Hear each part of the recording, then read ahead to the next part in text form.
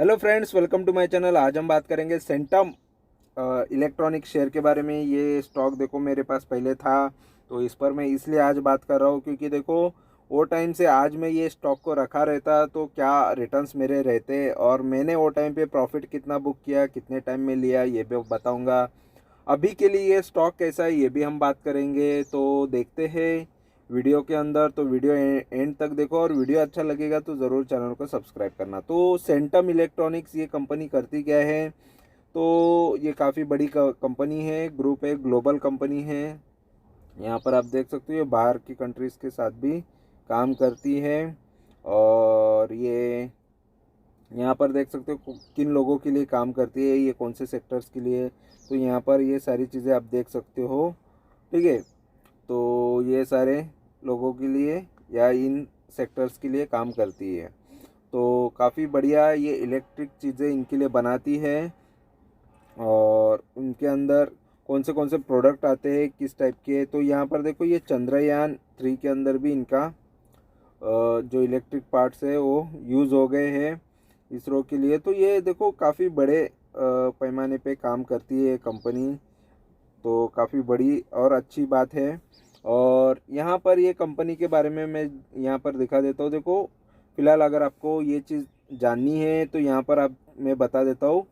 तो Centrum electronics ये जो डिज़ाइन करती है, मैन्युफैक्चरिंग करती है, एडवांस माइक्रो इलेक्ट्रॉनिक्स मॉड्यूल्स बनाती है, फ्रीक्वेंसी कंट्रोल्स प्रोडक्ट बनाती है, प्रिंटेड सर्किट्स बनाती है। तो ये सारी चीज़ें बनाती है और असेंबली करती है, ठीक है।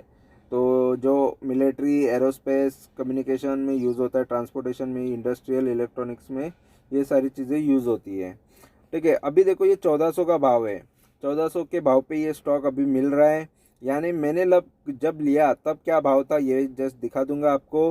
बाकी चीज़ें देख लो, ये यहाँ पर 497 का लो रह चुका है। देखो एक साल में इसने 2 गुना 3 गुना पैसा बनाया है। 497 से ये जस्ट एक साल के अंदर काफ़ी दौड़ा है, एक साल के अंदर भागा है। क्योंकि यहाँ पर एक न्यूज़ भी थी वो चंद्रयान 3 की जो सक्सेसफुल हुआ, और वो भी इम्पैक्ट पड़ता ही है किसी भी स्टॉक जो रिलेटेड होता है उस पर।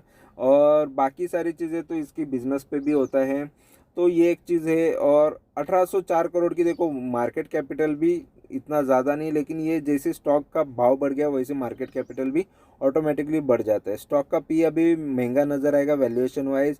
आरओसी यहाँ पर कम है, आरओई भी कम है, बुक वैल्यू कम है। तो ये सारी चीज़ें अभी इतने चीज़ें खास यहाँ पर ओवरऑल नहीं नज़र आ रही है, ठीक है। बट बाकी हम डिटेल्स देखेंगे, इसके फंडामेंटल तो कैसे नज़र आ रहे हैं ये भी देखते हैं। और पहले चार्ट देख लेते हैं। तो यहाँ पर मैं जस्ट दिखा देता हूँ एक साल का चार्ट। एक साल के चार्ट में आपको नज़र आएगा। देखो ये जो स्टॉक है, शुरुआत होती है इसकी ये 600 के रेंज से। 600 से ये बीच में गिरा था 500 550, और यहाँ पर 400 के भी रेंज में आया था, ठीक है। तो 500 जैसे एक साल का लो बताया, और यहाँ पर ये हाई मारा था इसने अगस्त में। उसके बाद ये अभी थोड़ा करेक्शन मोड में हमको नज़र आ रहा है।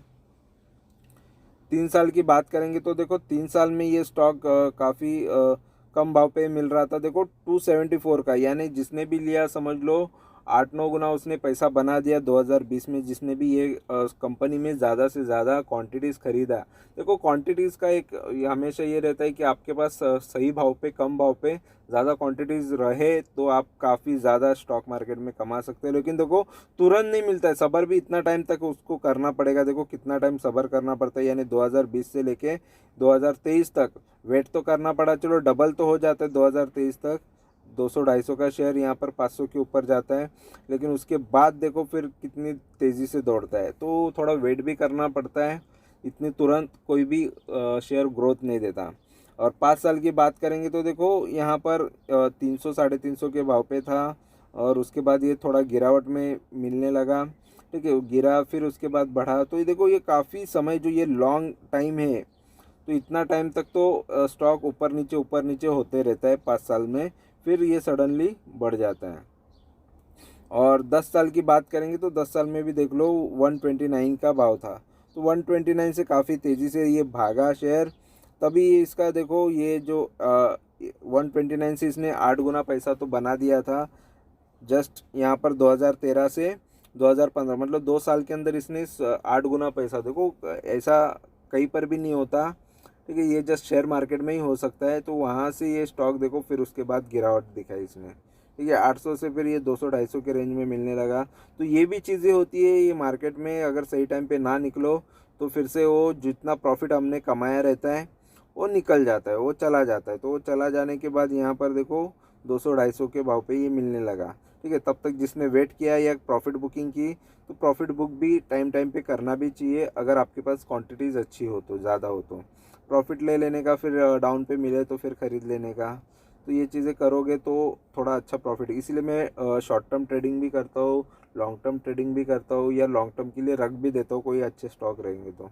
ठीक है, तो यहाँ पर ये इसमें मैंने शॉर्ट टर्म ट्रेडिंग किया था, तो मैं बता देता हूँ कितने टाइम में किया था। तो यहाँ से ये स्टॉक फिर बाद में काफ़ी तेज़ी से भागा। अभी यहाँ पर मैक्स की बात करेंगे तो मैक्स में देखो 2005 से डेटा है, और 168 के भाव पे था, लेकिन सबसे नीचे के भाव पे यहाँ पर 2009 पे था। 27-28 रुपये का ये स्टॉक हुआ करता था। यहाँ पर 18 रुपये का भी है, 20 रुपये के अंदर ये स्टॉक मिलता था। तो 20 रुपये से ये स्टॉक काफ़ी तेज़ी से भागा है। ठीक है, तो ये भी एक बेनिफिट हो जाता है।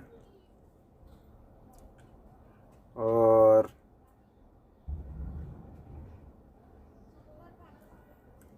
कंपनी में प्रॉस की बात करेंगे तो एक हेल्दी डिविडेंड का पे आउट का ये एक अच्छी बात है इसके अंदर।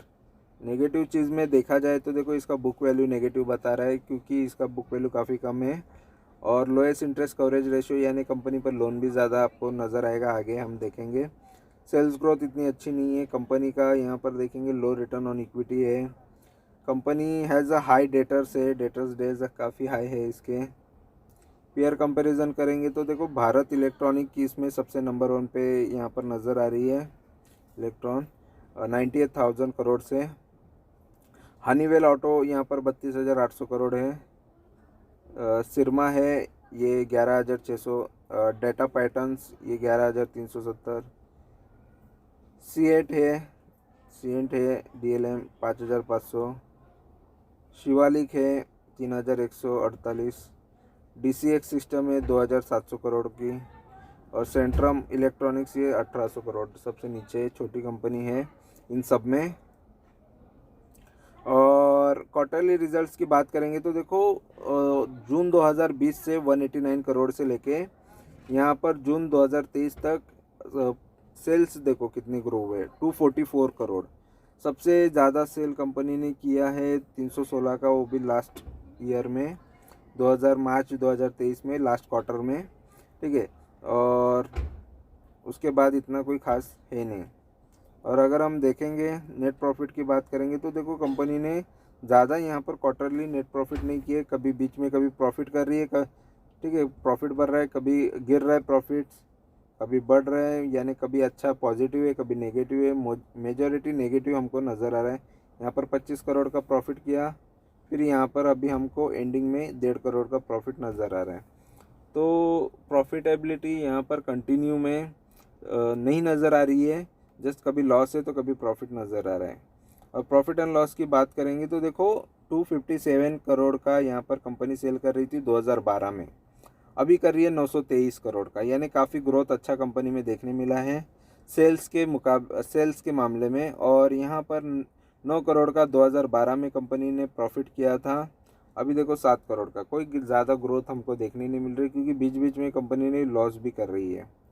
बीच में कभी कभी काफ़ी सेल्स प्रॉफिट अच्छे बढ़ रहे हैं, कभी कभी प्रॉफिट काफ़ी कम होते जा रहे हैं या लॉस में भी चली जा रही है। तो ये एक थोड़ा सा नेगेटिव चीज़ ये इसके फंडामेंटल में दिख रहा है।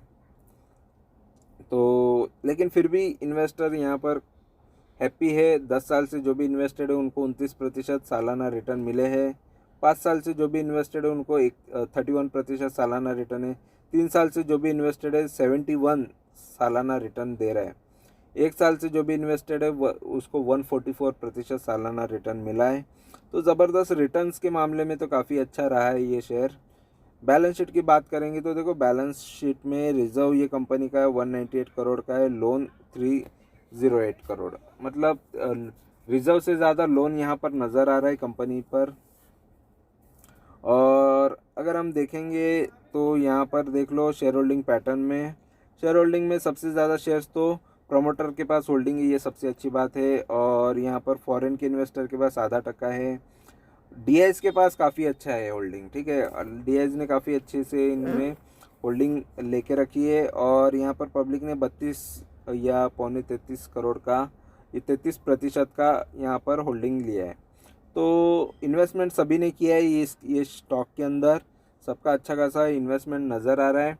और ये स्टॉक भी मुझे फ़िलहाल तो अगर देखा जाए, देखो न्यूज़ बेस पे बहुत सारे स्टॉक होते हैं, न्यूज़ के भरोसे पे ही चलते हैं, लेकिन कंपनी का मेन मुझे फंडामेंटल भी अच्छे लगने चाहिए तो मैं कोई भी स्टॉक में इन्वेस्टमेंट करता हूँ।